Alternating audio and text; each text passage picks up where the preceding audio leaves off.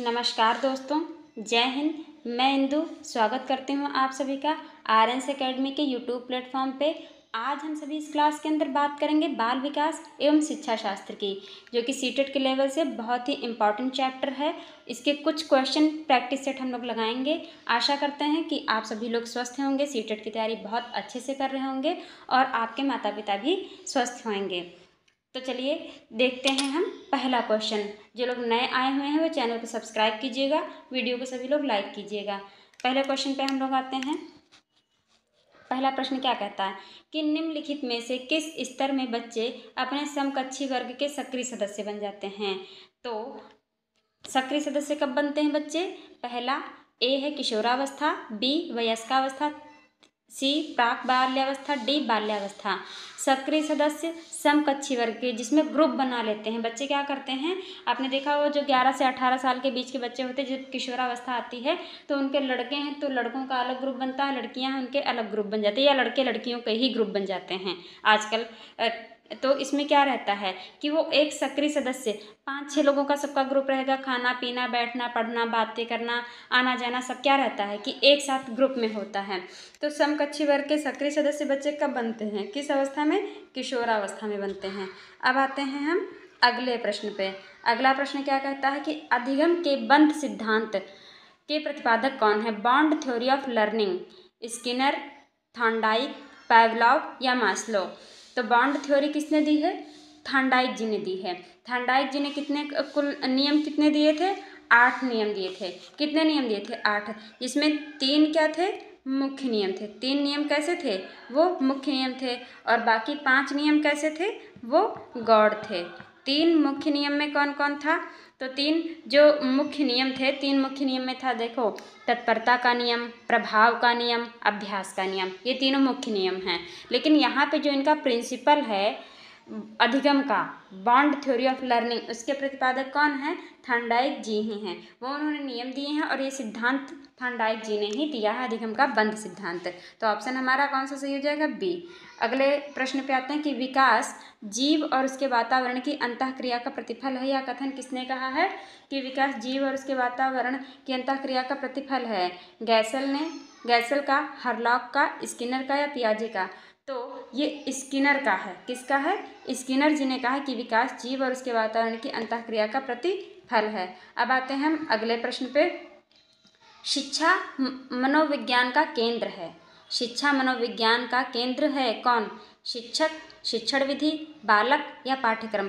तो आज की शिक्षा हमारी कैसी है? बाल केंद्रित शिक्षा है। और बाल केंद्रित शिक्षा होने की वजह से शिक्षा मनोविज्ञान का केंद्र कौन हो जाएगा?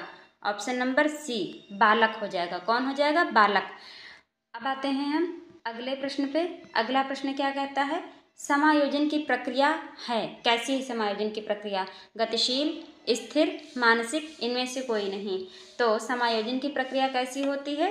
गतिशील होती है। कैसी होती है? गतिशील होती है। ऑप्शन नंबर ए हमारा बिल्कुल सही है। अब आते हैं हम अगले क्वेश्चन पे। बालकों के विकास की किस अवस्था को सबसे कठिन काल माना जाता है? अब ये बताइए, कठिन काल की बात कही है कि संघर्षों और तूफानों की अवस्था किसने कहा है? संघर्षों और तूफानों की अवस्था, बालक की अवस्था। ठीक है, तो पहला ऑप्शन है किशोरावस्था, दूसरा है बाल्यावस्था, तीसरा शैशवावस्था और डी है इनमें से कोई नहीं।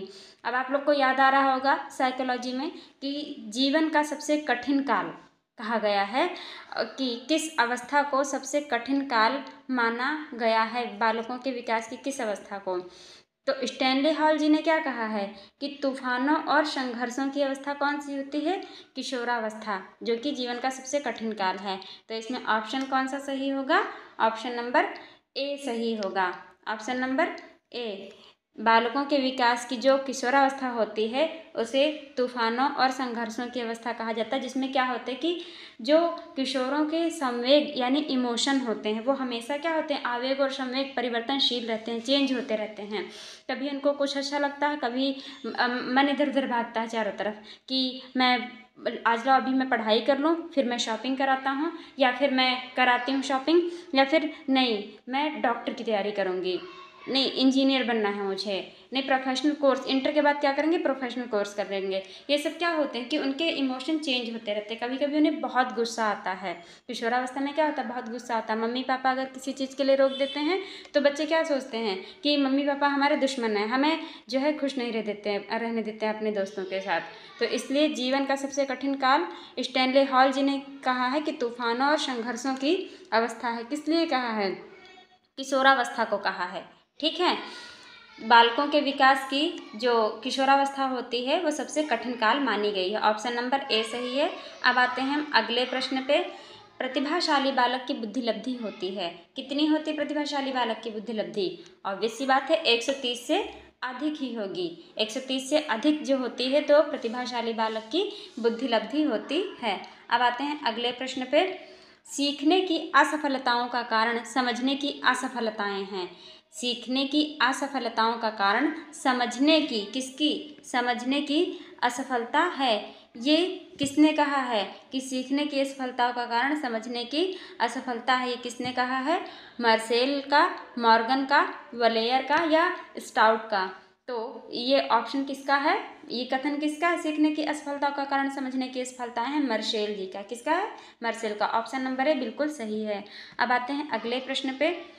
एक कक्षा में एक शिक्षक पढ़ाने के लिए बाल केंद्रित उपागम का प्रयोग कर रहा, यह तरीका उपयुक्त नहीं है। ए समूह वार्तालाप के लिए, बी प्रोजेक्ट विधि के लिए, सी प्रदर्शन के लिए, डी प्रश्नोत्तर के लिए। तो कौन सा ऑप्शन इसमें सही हो जाएगा कि एक कक्षा में एक शिक्षक पढ़ाने के लिए बाल केंद्रित उपागम का प्रयोग कर रहा है? तो यह तरीका, कौन सा तरीका, इसमें क्या पूछा गया है कि उपयुक्त नहीं है। नहीं पे देखो कर लो गोला और ऑप्शन आपका सही हो जाएगा। तो समूह वार्तालाप ये तो बिल्कुल सही होता है कि जितना ही ग्रुप में हम बच्चों को काम देंगे बच्चे उतना ही जल्दी सीखेंगे। प्रोजेक्ट विधि के लिए तो ये भी सही है।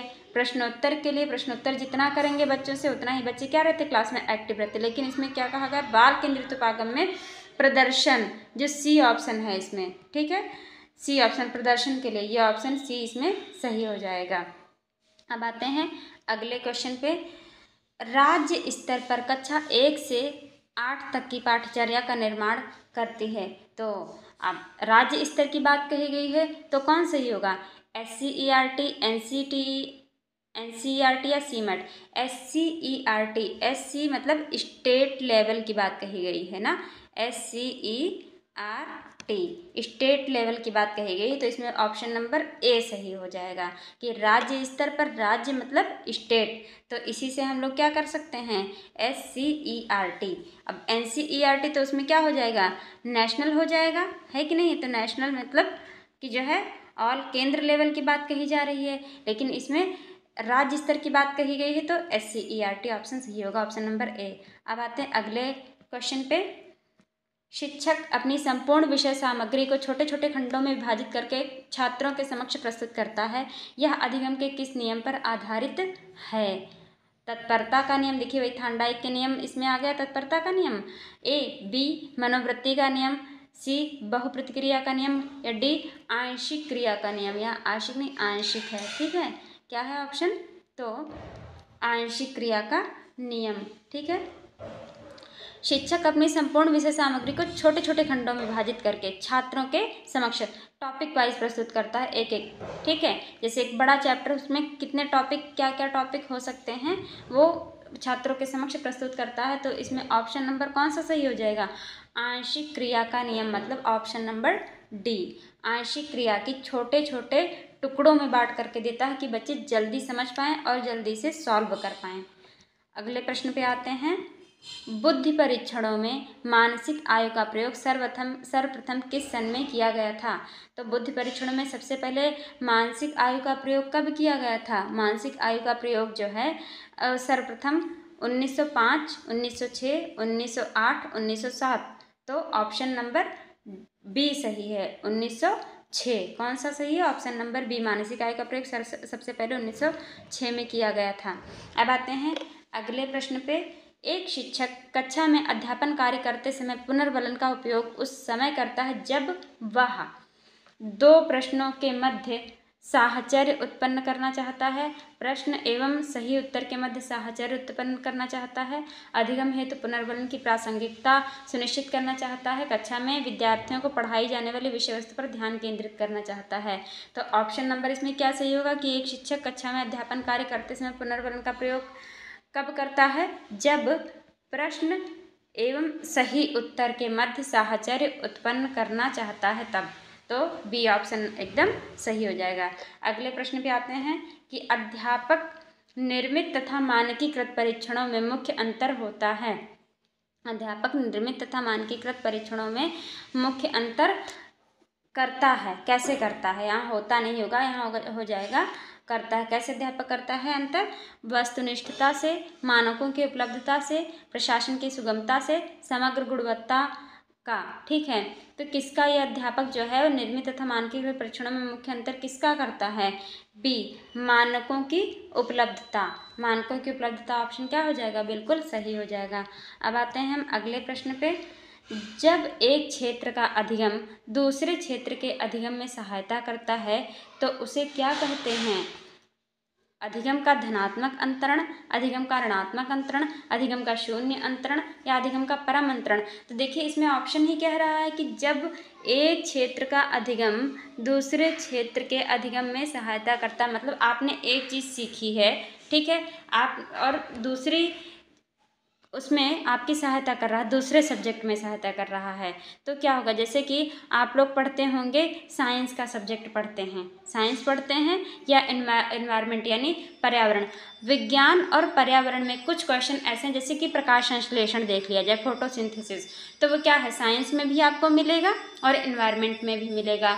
अभी न्यूट्रिशन की कुछ चीज़ें, न्यूट्रिशन वाले जो पोषण पदार्थ हैं, पोषक पदार्थ हम लोग पढ़ते हैं, तो वो आपको पर्यावरण में भी मिलेंगे और साइंस के तो हैं ही। तो जब एक अगर आपने मान लीजिए साइंस में पढ़ लिया तो आपको पर्यावरण में क्या हो जाएगी? सहायता मिल जाएगी, या पर्यावरण में पढ़ लिया तो साइंस में क्या हो जाएगी? सहायता मिल जाएगी। तो इस तरह से इसमें ऑप्शन कौन सा सही हो जाएगा?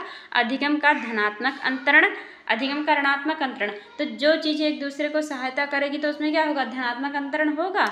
ऑप्शन नंबर ए बिल्कुल सही है। कौन सा सही है? ऑप्शन नंबर ए कि अधिगम का धनात्मक अंतरण। तो इस तरह से हमारे आज के 15 क्वेश्चन समाप्त होते हैं इस प्रैक्टिस सेट के। तो वीडियो को यहीं समाप्त करते हैं, मिलते हैं नेक्स्ट वीडियो में। वीडियो को सभी लोग लाइक और शेयर कीजिएगा, चैनल को सभी लोग सब्सक्राइब कीजिएगा। Thank you for watching this video.